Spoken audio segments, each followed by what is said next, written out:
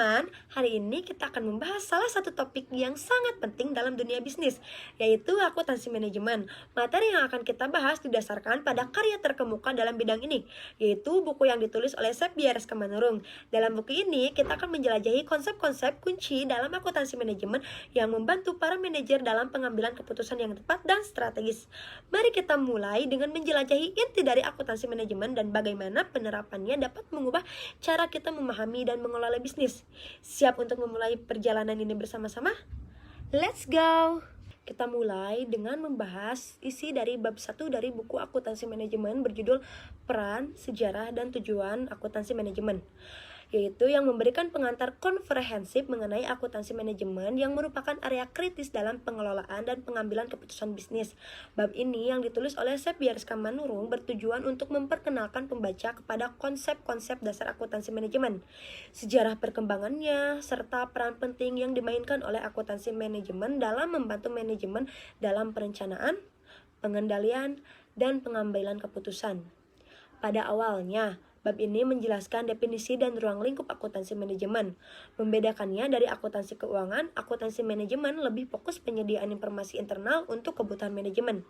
Sedangkan akuntansi keuangan lebih berorientasi pada penyediaan informasi kepada pihak eksternal seperti investor, kreditur, dan regulator. Selanjutnya, bab ini mengulas sejarah akuntansi manajemen, menyoroti bagaimana praktek dan teori dalam bidang ini telah berkembang seiring waktu untuk memenuhi kebutuhan organisasi yang terus berubah. Sejarah ini penting untuk dipahami karena memberikan konteks tentang bagaimana akuntansi manajemen telah menyesuaikan diri dengan lingkungan bisnis yang dinamis, semakin kompleks. Bab ini juga menekankan tujuan utama dari akuntansi manajemen, yaitu untuk membantu manajemen dalam membuat keputusan yang informasinya berdasarkan analisis biaya dan kinerja. Dengan demikian, akuntansi manajemen berperan vital dalam perencanaan strategis, pengendalian operasional, dan pengambilan keputusan taktis yang pada akhirnya bertujuan untuk meningkatkan efisiensi dan efektivitas organisasi. Selanjutnya, kita akan membahas bab 2 dari buku akuntansi manajemen yang berfokus pada konsep-konsep dasar yang membentuk fondasi dari akuntansi manajemen. Bab ini dirancang untuk memberikan pemahaman mendalam tentang prinsip-prinsip yang mengatur akuntansi manajemen dan bagaimana prinsip-prinsip tersebut diterapkan dalam praktik bisnis untuk mendukung pengambilan keputusan manajerial. Meskipun buku spesifik dan penulisnya tidak disebutkan secara eksplisit dalam pertanyaan, berikut adalah ringkasan umum yang dapat diaplikasikan pada bab 2 dari sebagian besar buku teks akuntansi manajemen. Pada awalnya, bab ini memperkenalkan definisi akuntansi manajemen, menjelaskan bahwa akuntansi manajemen adalah proses identifikasi, pengukuran, analisis, interpretasi, dan komunikasi informasi keuangan yang digunakan oleh manajemen untuk merencanakan, mengevaluasi, dan mengendalikan dalam organisasi, serta untuk memastikan penggunaan sumber daya secara efisien dan efektif. Selanjutnya, bab ini membedakan antara akuntansi manajemen dan akuntansi keuangan. Meskipun keduanya berurusan dengan informasi keuangan, akuntansi manajemen lebih fokus pada kebutuhan internal manajemen. Sedangkan akuntansi keuangan bertujuan untuk memenuhi kebutuhan keuangan pihak eksternal seperti investor, kreditor, dan regulator.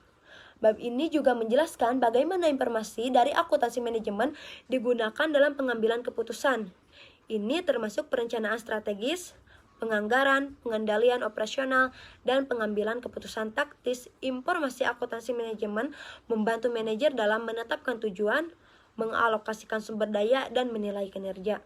Selanjutnya kita akan membahas bab 3 dari buku akuntansi manajemen berjudul Perilaku Biaya Aktivitas. Menyelidiki bagaimana biaya berubah sehubungan dengan aktivitas tertentu dalam sebuah organisasi. Bab ini dimulai dengan pendahuluan yang menetapkan pentingnya memahami perilaku biaya untuk pengambilan keputusan manajerial yang efektif. Pada bagian definisi, bab ini menjelaskan konsep dasar perilaku biaya, yang merupakan cara biaya bereaksi terhadap perubahan dalam level aktivitas. Memahami ini penting bagi manajemen untuk merencanakan, mengendalikan, dan membuat keputusan yang berkaitan dengan biaya. Selanjutnya, bab ini membahas tentang objek biaya.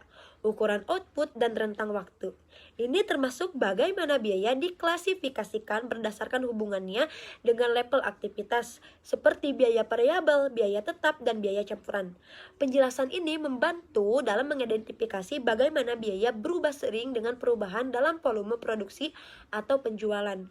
Bab ini juga mengulas asumsi linearitas dalam perilaku biaya, yang merupakan asumsi bahwa hubungan antara level biaya total dan level aktivitas adalah linear dalam rentang relevan aktivitas. Ini memudahkan analisis dan perencanaan biaya.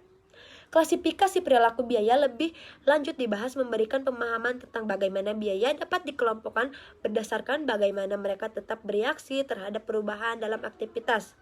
Ini termasuk biaya variabel yang berubah secara langsung dengan level aktivitas, dan biaya tetap yang tidak berubah dengan perubahan dalam aktivitas. Aplikasi konsep perilaku biaya dalam pengambilan keputusan manajerial juga dijelaskan.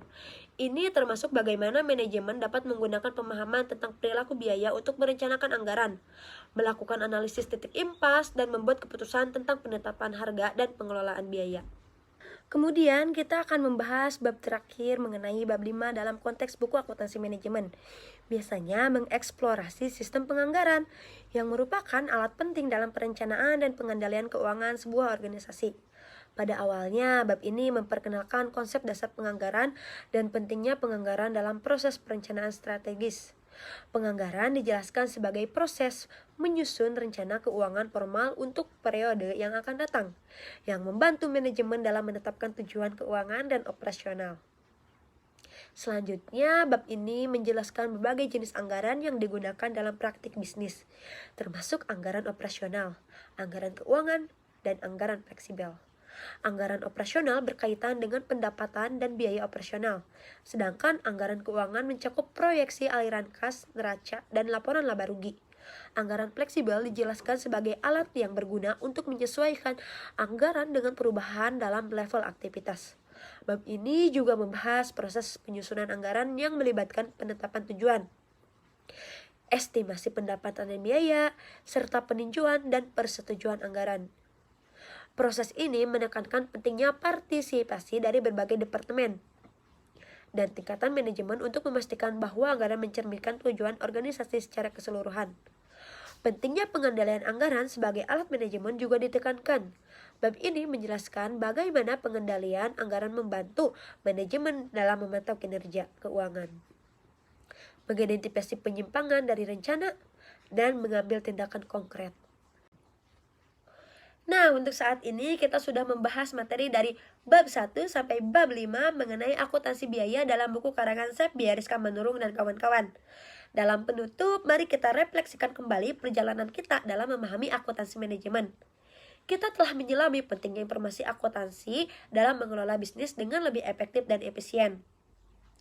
Melalui buku karya Sep Biariska Manurung dan kawan-kawan, kita telah belajar bagaimana menggunakan data keuangan untuk membuat keputusan strategis yang dapat membawa perusahaan menuju kesuksesan. Tetaplah terhubung dengan materi ini dan teruslah menjelajahi cara-cara baru untuk mengoptimalkan penggunaan akuntansi manajemen dalam pembelajaran kita. Terima kasih telah bergabung dalam presentasi ini. Semoga informasi yang telah dibagikan dapat memberikan manfaat bagi perjalanan belajar kita ke depan. Sampai jumpa lagi.